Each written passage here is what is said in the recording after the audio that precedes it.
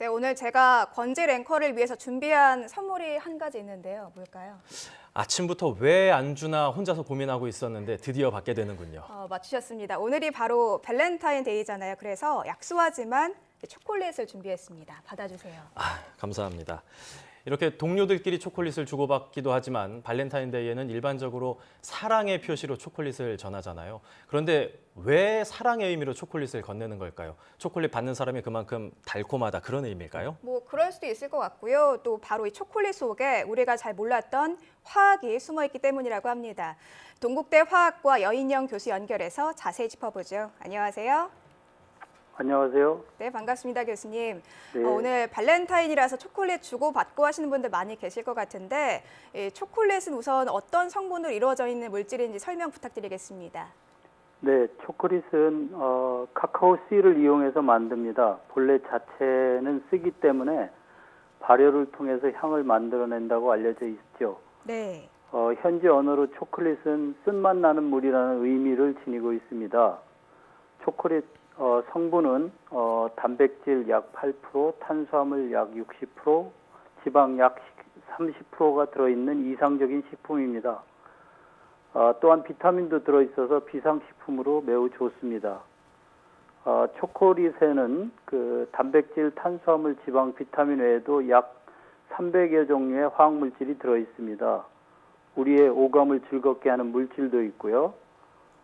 탄수화물의 대부분은 말 그대로 설탕입니다. 다크 초콜릿은 설탕 성분을 줄여서 쓴맛이 더 나는 것입니다.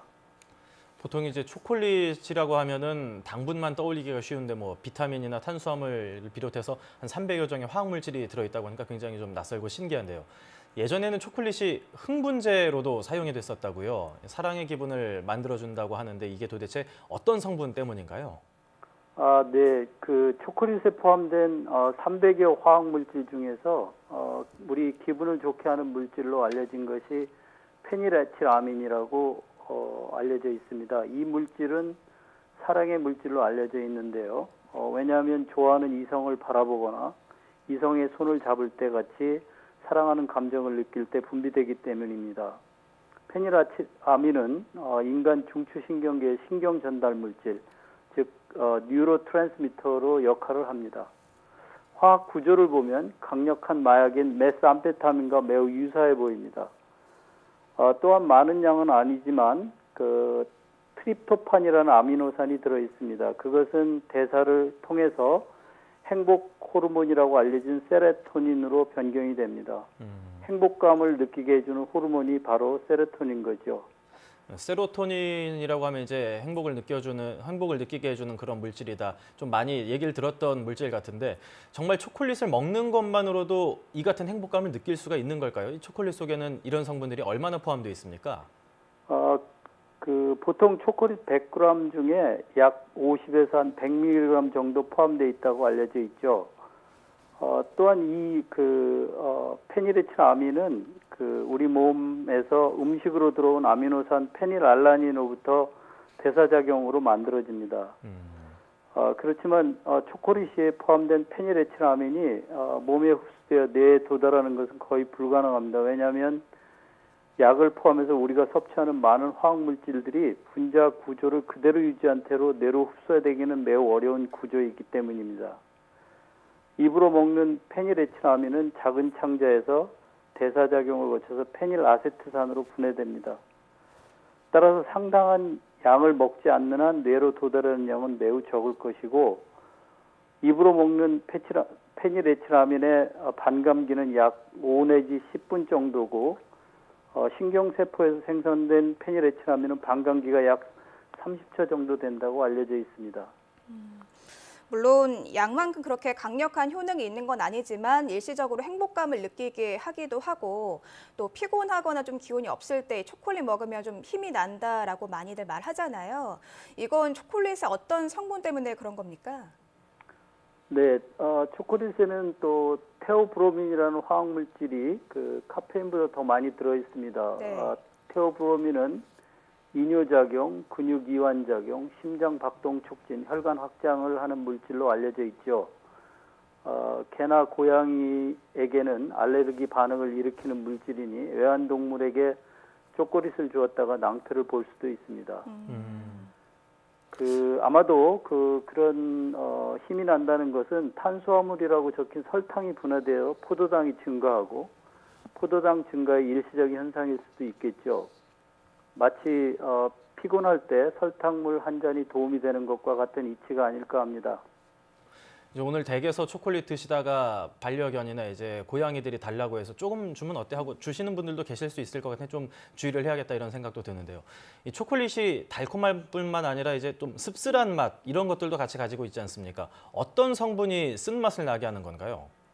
네, 앞서 설명드린 테오브로민이 알칼로이드의 한 종류입니다. 그 밖에도 탄닌 등과 같은 화학물질도 들어있을 테고요. 초콜릿 원료인 코코아에는 카테친, 에피카테친도 들어있습니다. 이런 물질들은 모두 자연산 폴리페놀이며 항산화 작용을 한다고 알려져 있습니다. 다크 초콜릿에는 이런 종류의 화학물질이 더 많이 들어있고 설탕을 덜 들어가게 하기 때문에 더 씁쓸하게 느껴지는 것입니다.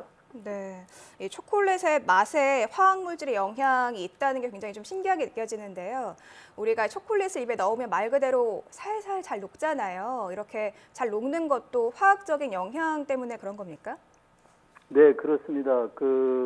초콜릿 안에 들어있는 지방들은 탄소 개수가 같다면 모두 단일결합으로 이루어진 포화지방의 녹는 점이 불포화지방의 녹는 점보다 일반적으로 높습니다.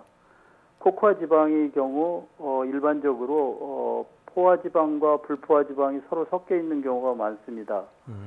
이런 지방들을 배합하면 녹는 온도, 끓는 온도 같은 물성이 다른 지방들을 만들어낼 수 있죠. 더구나 밀크라든지 첨가되는 성분도 녹는 온도에 영향을 줄 테니까요. 초콜릿 역시 포화, 불포화 지방의 구성 비율을 잘 조절해서 우리 몸 온도 36.5도에서 살살 녹도록 만들어지는 것입니다. 물론 이렇게 만드는 것은 모두 아마 제조회사의 영업 비밀에 속하는 것이겠죠. 그렇군요. 반면에 초콜릿을 너무 많이 먹은 아동이 흥분을 한 듯한 반응을 보이거나 또는 편두통이 일어나는 사례들도 종종 보고된다고 하는데 초콜릿을 먹을 때 주의해야 할 사항 어떤 것들이 있을까요? 네, 모든 음식이 그렇듯이 초콜릿도 너무 많이 먹으면 부작용이 나타날 수가 있죠. 그래서 편두통이 나는 경우에 역시 과량의 페닐에틸아민의 작용으로 뇌 혈관을 조여서 나타나는 현상이라고 생각됩니다. 모든 것은 자신에게 맞게 적절하게 섭취해야 하는 것이 좋겠죠. 초콜릿에 역시 많이 들어있는 카페인도 있는데 아이들 혹은 임산부의 경우에는 카페인류에 더욱 민감하게 반응을 합니다. 대략 커피 한 잔에 한 100에서 150mg의 카페인이 포함되어 있고 초콜릿에 대략 약 많게는 100mg까지의 카페인이 들어있습니다. 그렇기 때문에 임산부 아동의 경우에는 초콜릿을 지나치게 먹는 것은 좋지 않고요. 또 초콜릿이 100g당 500칼로리 정도의 고열량 식품이기 때문에 당뇨나 고혈압 식단 관리가 필요한 분들은 특히 주의하시는 것이 좋겠습니다. 교수님께서도 이제 강의나 연구를 하시면서 지치고 좀 체력적으로 떨어지시는 경우도 많이 계실 텐데 오늘 초콜릿 좀 드시면서 많이 기운을 내셨으면 좋겠습니다. 지금까지 동국대학교 화학과 여인형 교수였습니다. 교수님 오늘 말씀 감사합니다. 감사합니다.